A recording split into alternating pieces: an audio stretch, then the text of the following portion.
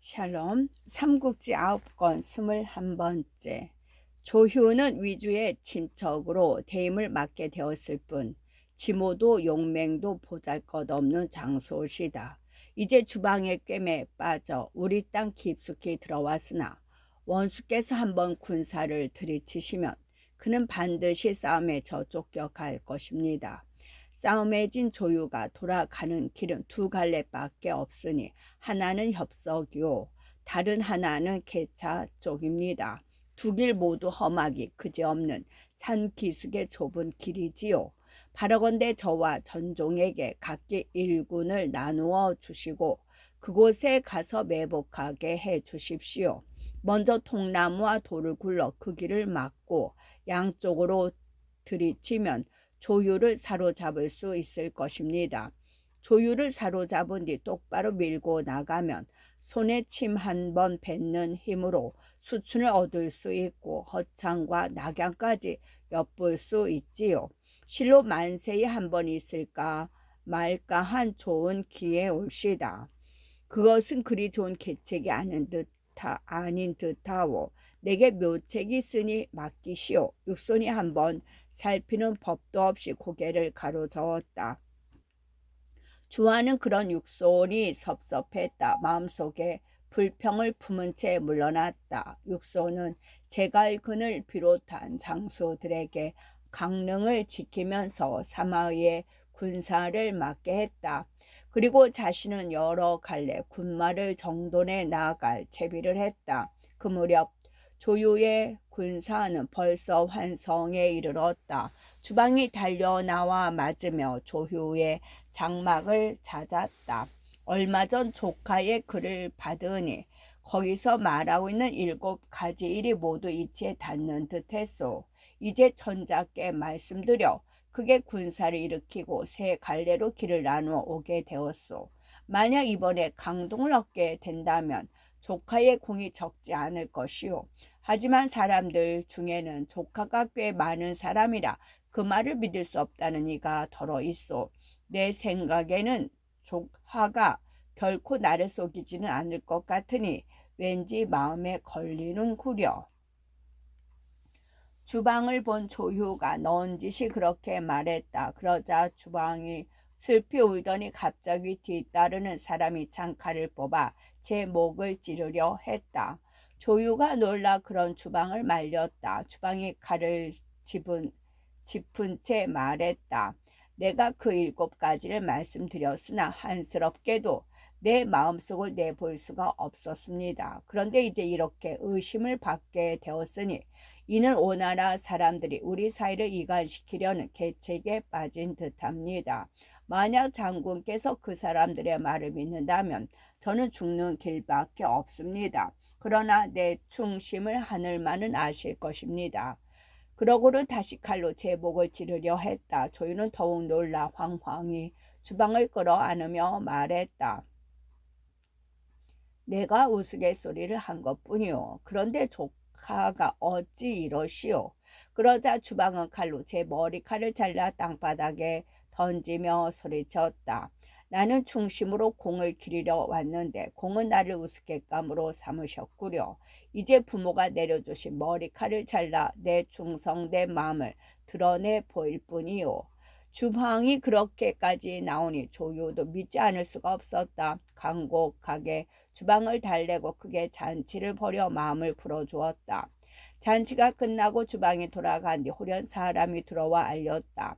권희 장군 가규가 장군을 뵈러 왔습니다. 들라 이르라. 조유는 그렇게 말하고 가규를 기다렸다. 곧 가규가 들어왔다. 무슨 일로 왔는가?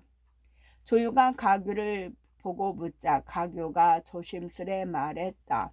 제가 생각하기로는 동호의 군사가 한박 환성에 몰려있는 듯하니 도둑께서는 가볍게 나아가지 않도록 하십시오.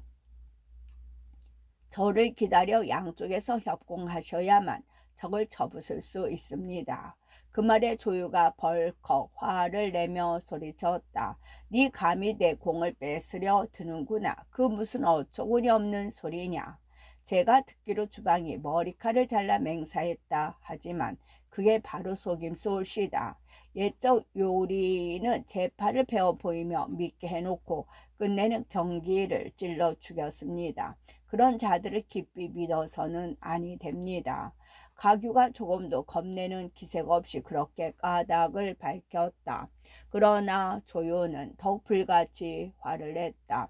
내가 이제 막 크게 군사를 내려 하는데 네 어찌 감히 그런 말로 우리 군사들의 마음을 흩어지게 하느냐. 그러고는 좌우를 꾸짖어 가구를 끌어내다 목배라 했다. 여러 장수들이 그런 조유를 말렸다. 아직 군사를 내기도 전에 먼저 장수를 못 빼는 것은 이롭지 못한 일입니다. 바라건대 잠시 그 일을 미루어 주십시오. 조유도 차마 가규를 죽일 수는 없어 못 이긴 채 그 말을 따랐다. 잠시 가규를 진짜 안에 가둬두게 하고 스스로 일군을 내어 동관부터 뺏으러 갔다. 오래전에 주방도 가규의 일을 들었다. 바른 소리를 하고도 오히려 병권만 빼앗기고 갇혔다는 소리에 남몰래 기뻐하며 말했다. 조유가 만약 가구의 말을 들었다면 동호는 반드시 패하고 말았을 것이다. 그런데 그렇지 않고 도리어 그를 가두어 버렸다니 이는 하늘이 나로 하여금 공을 세울 수 있게 도운 것이다. 그러고는 가만히 사람을 환성으로 보내 육손에게 조유가 떠난 일을 알렸다. 그 소식을 들은 육손은 곧 여러 장수들을 불러놓고 말했다. 앞에는 석정은 비록 산길이나 매복하기에 좋은 곳이다. 먼저 석정을 차지하고 넓은 곳에 진세를 펼친 뒤에 위군을 기다리는 게 좋겠다. 그리고 서성에게 영을 내려 선봉으로 앞서 나아가게 했다. 한편 조유도 그때 주방을 앞세우고 석전 쪽으로 군사를 몰아가고 있었다. 한참 가다가 조유가 주방에게 물었다. 앞으로 가면 어떤 곳이 나오는가? 앞에는 석정이란 곳이 있습니다. 군사를 머무르게 할 만한 곳이지요. 주방이 그렇게 대답했다. 조유는 그런 주방의 말을 믿었다. 모든 군사하며 술의 병기를 석정으로 끌어모으게 했다. 다음 날이 되었다. 살피러 나갔던 군사가 돌아와 알렸다. 앞에 오병이 있습니다. 머리수가 많고 적은 것은 알 수 없으나 산 어귀를 차지해야 하고 있는 게 예사롭지 않습니다. 그 말에 조유는 깜짝 놀랐다. 주방은 군사가 없을 거라고 했는데 어찌 된 일이냐. 그렇게 말하며 주방을 찾아오게 했다. 하지만 그때 이미 주방은 수십 기를 데리고 어디론가 가버린 뒤였다. 그 소리를 들은 조유가 크게 뉘우쳤다. 내가 적의 계책에 떨어졌구나. 하지만 그렇다 한들 두려워할 게 무엇 있겠는가. 힘을 다해 싸울 뿐이다. 그러고는 장부를 불러 영을 내렸다. 너는 선봉이 되어 수천 군사를 이끌고 나아가라. 오병과 싸워 먼저 그 허실을 알아오라. 이에 장보는 군사 몇 천을 데리고 앞서 나가 오병과 부딪혔다. 양편 군사가 마주보고 둥글게 진세를 벌인 뒤 장보가 말을 물고 나가 크게 소리쳤다. 적장은 어서 나와 항복하지 못하겠느냐. 그러자 오병 쪽에서 서성이 말을 박차고 달려나왔다. 곧 장보와 서성 사이 한바탕 싸움이 벌어졌다. 그러나 장보는 서성의 적수가 못되었다. 몇 탑 싸우지도 못하고 힘에 밀려 달아났다. 아무래도 제 힘으로는 서성의 용맹을 당해낼 수 없습니다. 쫓겨간 장보가 조유를 찾아보고 그렇게 말했다. 그렇다면 내가 기병을 써서 이겨야겠다. 조유가 그렇게 말하며 계책을 짰다. 장보는 군사 2만을 데리고 석정 남쪽에 매복하고 설교는 또 다른 2만으로 석정 북쪽에 매복하게 한 뒤 말했다. 나는 내일 군사 1000명을 이끌고 나가 싸우다가 거짓으로 진채 쫓기며 적을 북쪽에 있는 산중으로 유인해 드리겠다. 그때 포소리를 신호로 삼아 삼면에서 뛰쳐나와 적병을 치면 반드시 크게 이길 수 있을 것이다. 이에 두 장수는 각기 군사 2만씩을 받아 조유가 지정해 준 곳으로 매복하러 갔다. 하지만 육손이라고 두 손 점해놓고 있지는 않았다. 그도 나름대로 계책을 세운 뒤 주환과 전종을 불러 말했다.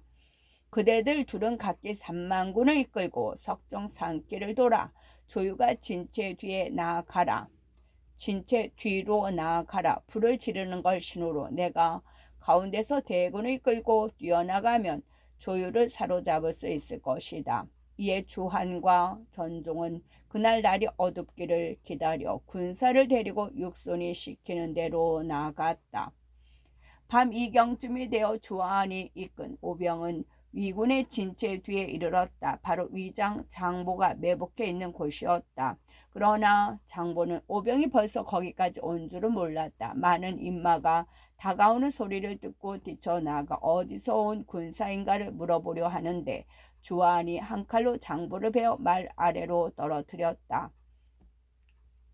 대장인 장보가 그렇게 어이없이 죽자 위병들은 제대로 싸워보지도 않고 흩어져 달아났다. 조아는 후군에게 영을 내려 불을 지르게 함으로써 육손에게 신호를 보냈다.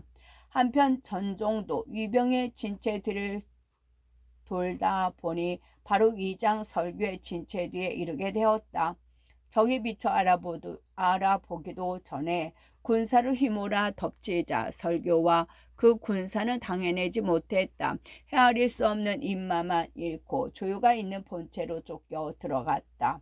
그 뒤를 주한과 전종의 뒤쫓아 휩쓸고 드니 조유의 진체는 크게 어지러워졌다. 서로 치고 밟아 제대로 싸워 보지도 못하고 허물어지기 시작했다. 조유는 이리 글렀다 싶었다. 황망이 말에 올라 협석으로 난 길로 달아났다. 그러나 서성이 다시 대군을 이끌고 나타나니 그런 위군을 짓두들겼다. 그 바람에 위군은 죽는 자를 헤아릴 수 없을 지경이었고 겨우 목숨을 건진 자도 옷과 갑주를 죄다 던져버린 채였다. 크게 놀란 주유는 협석길로 접어들어 죽을 등 살 등 모르고 달아났다. 한참 가다 보니 한때의 군마가 샛길에서 뛰쳐나왔다. 주효는 적인 줄 알고 온몸에서 힘이 쭉 빠졌으나 다행히도 앞선 장수는 가교였다. 조유는 그를 알아보고 다소 마음이 가라앉았으나 이번에는 스스로 부끄러움이 일었다. 내가 공의 말을 듣지 않아 이렇게 참패를 하고 말았구려. 조유가 그렇게 단식하자 가교가 오히려 좋은 얼굴로 달래듯 말했다. 지금은 지난 일을 탓하고 계실 때가 아닙니다. 어서 빨리 이 길을 벗어나도록 하십시오. 만약 오병들이 나무와 돌로 이 길을 끊어버린다면 그때는 정말 우리 모두가 위태롭게 됩니다. 이에 조효는 말을 몰아 앞서고 가교는 뒤쫓는 적을 내쫓으며 따랐다. 가교는 숲과 나무가 빽빽한 곳이나 길이 험하고 좁은 곳에는 깃발을 많이 꽂아 두어 복병이 있는 듯 꾸몄다. 뒤쫓는 오병을 속이기 위함이었다. 가교의 계책인 어김없이 들어맞았다. 한참 뒤에 서성이 이르러 보니 산기슭에 희끗희끗 깃발이 눈에 띄는 게 위에 복병이 있는 듯 보였다. 함부로 뒤쫓지 못하고 군사를 거두어 돌아가 버렸다. 덕분에 조효는 더 큰 괴로움을 당함이 없이 무사히 돌아갈 수 있었다. 조유가 싸움에 져서 쫓겨갔다는 소식은 사마위의 귀에도 들어갔다. 이미 한 머리가 무너진 이상 혼자서는 어찌해 볼 수가 없어 사마이도 군사를 돌리고 말았다. 한편 육소는 장수들을 보내놓고 이긴 소식이 들어오기만을 기다리고 있었다. 오래전에 서성과 주한, 전종의 차례로 돌아와 싸움에 이긴 걸 알림과 동시에 빼앗은 것들을 바쳤다. 수레며 병장기와 소와 말, 나귀와 노새, 곡식과 배따위가 이루 다 헤아릴 수 없을 만큼이었고 항복한 군사만도 수만이 넘었다. 그 소식을 전해들은 송건은 크게 기뻤다. 육수원에게 태수 주방과 여러 장수들을 모두 데리고 우로 개선하라 일렀다. 육순이 그대로 하자 선권은 문무 관원들을 모두 데리고 무창성 밖까지 나가 맞아들이고 육순과 함께 일선을 쓴 채 돌아왔다. 그리고 그 싸움에 나갔던 모든 장수에게 상을 내린 다음 머리칼이 잘린 주방을 위로했다. 경은 머리칼을 잘라 이같이 큰 일을 이루었으니 그 공과 이름은 마땅히 죽백에 씌워져 뒷세상에 전해질 것이요. 이에 주방을 관내후로 봉하고 그게 잔치를 열어 군사들의 수고로움을 달래주었다. 육손이 손권에게 전했다. 지금 위는 조유가 크게 지고 쫓겨가서 간담에 오거라 붙었을 것입니다. 이때 그를 닦아 사람에게 주어 조국으로 보내시고 제갈량도로 군사를 보라 나오라 하십시오. 우리 오와 촉의 양쪽에서 지쳐들면 위는 뭉그러지고 말 것입니다. 손권도 그 말을 들어보니 귀가 솔깃했다. 곧 국서를 써서 서천으로 보냈다.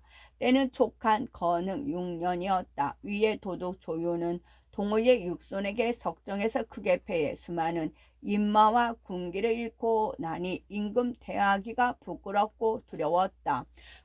그 부끄러움과 두려움이 병이 되어 낙양에 이르자마자 등창이 터져 죽었다. 조에는 그런 조유를 불쌍히 여겼다. 특히 명을 내려 후하게 장사 지내주었다. 오래전에 사마이도 군사를 이끌고 낙양으로 돌아왔다. 마중 나갔던 장수 중에 하나가 물었다.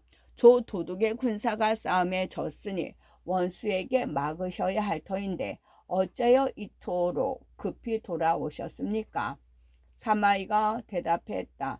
내가 헤아리기로 제갈량이 우리 군사가 패한 걸 알면 반드시 그 빈틈을 타 장안을 공격할 것 같소. 만약 농서가 위급해지면 누가 구하겠소. 그 때문에 이렇게 돌아온 것이오. 사마의의 그 같은 대답에 어떤 사람은 두려워했고 어떤 사람은 비웃으며 헤어졌다. 두려워하니는 그의 날카로운 꿰뚫어 봄을 알아서였고 비웃는 이는 싸움에 지고 쫓겨왔으면서도 되지 않은 핑계를 대고 있다 여긴 탓이었다. 한편 동호는 육순의 말을 들어 서쪽으로 그를 보내고 조유를 크게 이긴 이를 알림과 아울러 군사를 내어 함께 위를 치자고 졸랐다. 한편으로는 저희들의 위세를 자랑하면서도 한편으로는 화친을 청해오는 그리라. 이를 본 후주는 크게 기뻤다. 곧 사람을 시켜 그 일을 한중에 있는 제갈 공명에게 알렸다. 그 무렵 공명은 몇 년에 걸친 양병의 결실을 알차게 거두고 있었다. 군사들은 그 어느 때보다 씩씩했고 말은 튼튼했으며 군량과 말머리 풀도 넉넉했다. 말먹이 풀도 넉넉했다. 싸움에 필요한 병기며 여러 기구들도 빠짐없이 갖추어 이제 막 군사를 내려 하는데 후주로부터 사람이 와 그 같은 말을 전했다. 공명 또한 그 같은 동호의 요청이 기껍기 그지없었다. 곧 크게 잔치를 여러 장수를 모아놓고 군사를 내 의논을 했다. 그런데 미처 잔치가 제대로 어우러지기도 전이었다. 문득 한 줄기 거센 바람이 동부 쪽에서 일어 뜰을 쓸며 거기 서 있던 소나무를 꺾어 놓았다. 그 뜻밖의 불길한 조짐에 장수들은 모두 놀란 표정을 지었다. 공명이 가만히 점괘를 보아 보더니 근심 가득한 얼굴로 말했다. 그 바람이 뜻하는 바는 우리가 한 사람의 큰 장수를 이루리라는 것이다. 그러나 장수들은 누구도 그런 공명의 말을 얼른 믿을 수가 없었다. 다시 기분을 가다듬어 술잔을 드는데 문득 사람이 들어와 알렸다. 진난 장군 조은의 맞이 조통과 둘째 조강이 승상을 뵈러 왔습니다. 장수들은 모두 별 생각 없이 그 말을 들었다. 그러나 어찌된 셈인지 공명의 술잔을 땅에 내던지며 탄식했다. 자룡이 갔구나. 그때 조은의 두 아들이 들어와 공명 앞에 엎드려 곡하며 알렸다. 아버님께서 지난밤 삼경 무렵 돌아가셨습니다. 나이 들어 무거운 병을 앓던 조은이 끝내 다시 일어나지 못하고 눈 감은 것이었다. 공명이 쓰러질 듯 비틀하며 큰 소리로 울었다. 자룡이 죽었으니 나라는 기둥이나 대들보가 무너진 격이요. 나는 한 팔을 잃은 셈이로구나. 이제 이를 어찌하면 좋은가. 그 슬퍼하는 모습을 보고 장수들도 하나같이 눈물을 흘렸다. 공명은 곧 조은의 두 아들을 성도로 보내 후주를 뵙고 부친의 상당한 일을 아뢰게 했다. 후주도 조은이 죽었다는 말을 듣자 목을 놓아 고글했다.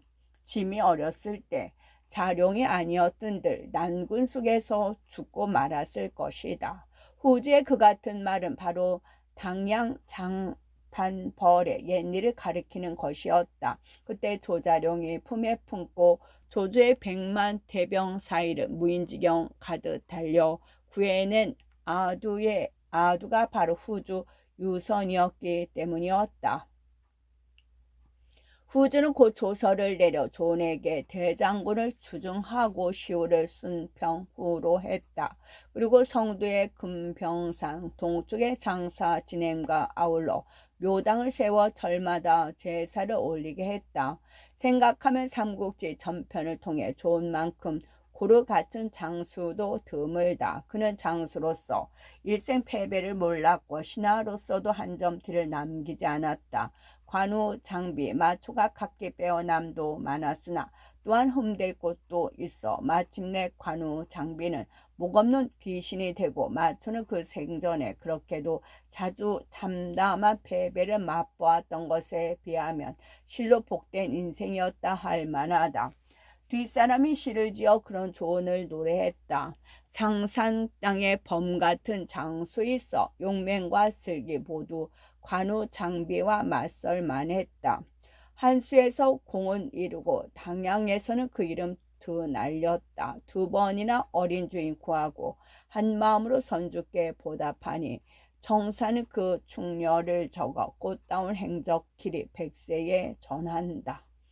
한편 조은의 옛공을 못 잊은 후주는 후한 장래만으로는 마음이 차지 않았다. 맏아들 조통을 호분 중랑장으로 삼고 둘째 아들 조강을 아문장으로 삼아 조은의 묘를 지키게 했다. 조통과 조강은 그 같은 후주의 은덕에 감사하고 금명을 받들어 물러났다. 조은의 장례가 대강 치러졌을 무렵 다시 한중에서 사람이 와서 알렸다. 제가 승상께서는 이미 군마를 나누어 싸울 채비를 갖추셨습니다. 영만 계시면 오늘이라도 군사를 내러 위를 칠 것이라 합니다. 이에 후주는 여러 신하를 모아놓고 제갈량이 다시 군사를 내는 일에 관해 물었다. 아직은 가볍게 움직일 때가 아닌 듯합니다. 위와 오의 움직임을 좀 더 살핀 뒤에 왕사를 내심이 오를 것입니다. 신하들이 입을 모아 그렇게 말했다. 그 바람에 후주도 마음이 놓이지 않아 얼른 결단을 내리지 못하고 있는데 다시 근시가 들어와 알렸다. 제갈 승상께서 양의를 보내 출사표를 올려왔습니다. 후주가 양의를 불러들이자 양의는 출사표를 받쳐 올렸다. 후주는 표문을 어원에 펼쳐놓고 읽어 나갔다. 선제께서는 한을 훔친 역적과는 함께 설 수 없고 왕업은 천하의 한 모퉁이를 차지한 것에 만족해 주저앉아 있을 수 없다 여기시오. 신에게 역적을 칠 일을 당부하셨습니다. 선제의 밝으심은 신의 재주를 헤아리시오. 신이 역적을 치는데 재주는 모자라고 적은 강함을 알고 계셨습니다. 그러나 역적을 치지 않으면 도리어 왕업이 망할 것이니 어찌 일어나 치지 않고 앉아서 망하기만을 기다릴 수 있겠습니까? 이에 그 일을 신에게 맡기시고 의심하지 않으셨습니다. 공명의 표문은 그렇게 시작되고 있었다. 성도의 벼슬아치들이 안일에 젖어 출세를 반대할 줄 꿰뚫어보고 먼저 그 편안함부터 선제를 빌려 깨우쳐 주고 있었다. 후주도 섬뜩 그 뜻을 깨닫고 다음을 읽어 나갔다. 신은 그 같은 선제의 명을 받은 뒤로 잠자리에 누워도 변하지 않고 음식을 먹어도 입에 달지 아니했습니다. 북으로 위를 치려 하면 먼저 남쪽을 평정해야 되겠기에 지난 5월에는 노수를 건넜습니다. 거친 당 깊숙이 들어가 하루 한 끼를 먹으며 애쓴 것은 신이 스스로를 아끼지 않을서가 아니었습니다. 왕업을 돌아보고 성도에서 만족해 앉아 있을 수는 없다고 여겨 위태로움과 어려움을 무릅쓰고 선제께서 남기신 뜻을 받들고자 한 것입니다. 그러나 그때도 따지기 좋아하는 사람들은 그게 좋은 계책이 못 된다고 말했습니다. 이제 적은 서쪽에서 지쳐 있고 동쪽에서도 힘을 다 쓴 끝입니다. 병법은 적이 스고로운 틈을 타라 했으니 지금이야말로 크게 밀고 나아갈 때입니다. 거기에 관해 삼가 아래 빼면 아래와 같습니다. 고제께서는 그 밝으심이 해나 달과 같고 곁에서 꾀하는 신하는 그 슬기로움이 깊은 목과 같으나 험한 데를 지나고 다침을 입으시며 위태로움을 겪으신 뒤에야 비로소 평안하게 되셨습니다. 그런데 이제 폐하께서는 고제에 미치지 못하시고 곁에서 꾀하는 신하도 장량이나 진평만 못하시면서도 긴 계책으로 이기시고자 하시며 편히 앉으신 채 전하를 평정하고자 하십니다.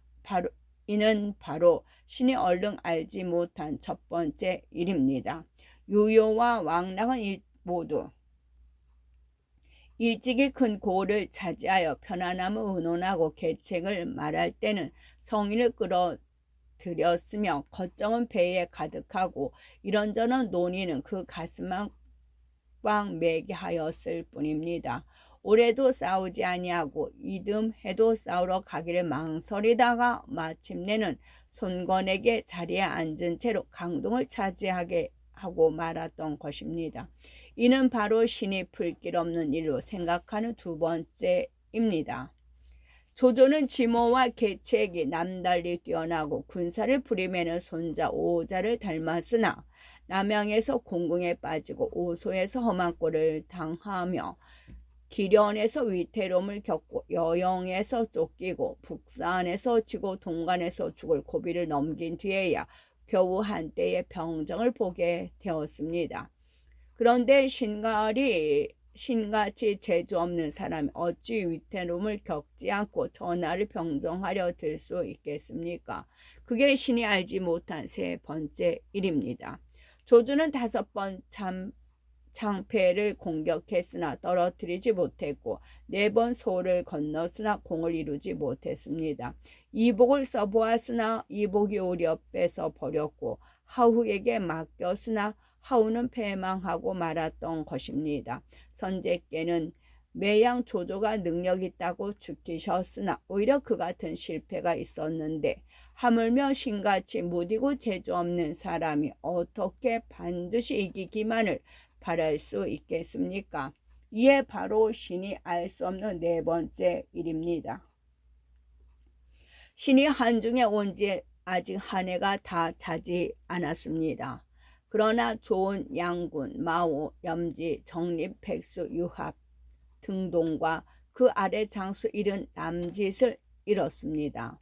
언제나 맨 앞장이던 빈수 정광이며 상기 무기를 잃은 것도 1000명이 넘는 바 이는 모두 수십 년 동안 여러 지방에서 모아들인 인재요 한 골에서 얻은 사람들이 아닙니다. 만약 다시 몇 년이 지난다면 이들 셋 중 둘은 줄어들 것이니 그때는 어떻게 적을 도모하겠습니까? 이것이 신이 알 수 없는 5번째 일입니다. 지금 백성들은 궁핍하고 군사들은 지쳐 있습니다. 그러나 할 일을 그만둘 수는 없는 것이니 할 일을 그만둘 수 없으면 곧 멈추어 있으나 움직여 나가나 수고로움과 물자가 드는 것은 똑같기 때문입니다. 차라리 일찍 적을 도모함만 못합니다. 그런데도 한 고을의 땅에 의지해 적과 긴 싸움을 하려 하시니 이는 신이 알 수 없는 6번째 일입니다. 무릇 함부로 잘라 말할 수 없는 게 세상 일입니다. 지난날 선제께서 조 땅에서 조조와의 싸움에 지셨을 때 조조는 손뼉을 치며 말하기를 전하는 이미 평정되었다 했습니다. 그러나 뒤에 선제께서는 동으로 오와 손을 잡고 서로 파촉을 얻으신 뒤 군사를 이끌고 북으로 가시어 마침내는 하후연을 목베기까지 되었습니다. 이는 조조가 계책을 잘못 세워 우리 한이 설 수 있게 해준 것이라 할 수도 있습니다. 그러하되 뒤에 오가 맹약을 어김에 관우는 싸움에 져서 죽고 선제께서는 자귀에서 기일을 그르치시어 조비는 다시 전자를 침칭할 수 있었습니다. 모든 일이 그러하니 미리 헤아려 살피기란 실로 어렵습니다. 신은 다만 엎드려 몸을 돌보지 않고 죽을 때까지 애쓸 뿐 이 이루고 못 이룸, 이롭고 해롬에 대해서는 미리 내다보는데 밟지 못합니다. 흔히 후출사표라 부르는 이 두 번째 출사표에 대해서 사람들은 대개 제갈량이 쓴 것이 아니라 뒷사람의 위작이라고 보고 있다. 하지만 연희의 저자가 지은 것은 아니며 다른 책에서도 이미 이전부터 선보이고 있다. 어느 할 일 없는 문사가 지어 보탰는지는 모르나 제법 전 출사표의 품격과 멋을 흉내내고 있다. 기실이 어쨌든 여기는 다시 연희로 돌아가자 공명이 올린 두 번째 출사표를 다 읽은 후주는 매우 흐뭇했다. 곁에 신하들이 이리저리 한 말로 흔들리던 마음을 한 가지로 정하고 공명에게 조칙을 내려 출사를 허락했다. 명을 받은 공명은 다시 30만 대병을 일으키고 위원에게 전부를 맡김과 아울러 선봉으로 세웠다. 사마이가 미리 하린 대로 이번에는 진창길로 군사를 몰아오는데 그 기세는 첫 번째 출사에 못지 않았다. 오래전에 위의 세작이 그 소식을 탐지 낙양에다 알렸다. 사마이가 그 일을 위주에게 아뢰자 위주는 널리 문무의 벼슬아치를 불러 모아 의논을 시작했다. 대장군 조진이 나와 말했다. 신이 지난번 농서를 지킬 때 공은 적고 좌가 커서 늘 황궁스러움을 이기기 어려웠습니다. 바라건대 이번에 다시 한번 신으로 하여금 대군을 이끌고 나가 싸우게 해주십시오. 반드시 제갈량을 사로잡아 폐하께 바치겠습니다. 이번에는 어떤 계책이 있는가? 위주가 못 믿어온 듯 물었다. 조진이 얼른 대답했다. 신이 얼마 전에 한 장수를 얻었는데 여러 가지로 놀랍기 그지없습니다. 60근 큰 칼을 차고 천리정완마를 타며 두 섬직이 힘이 드는 철퇴궁을 잘 씁니다. 또 따로 있는 세 개의 유성추를 감추고 있어 100번을 던지면 100번을 다 맞히는 재주가 있습니다.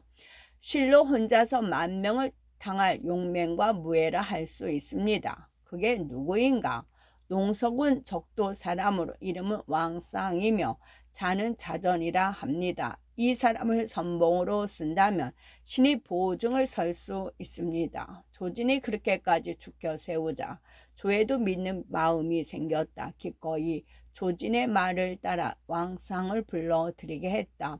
이윽고 불러온 왕쌍을 보니 키는 9자의 얼굴은 검고 눈동자는 노랬다. 곰의 허리요 호랑이 등을 가졌으니 얼른 보아도 연희 장수 같지가 않았다. 삼국지 9권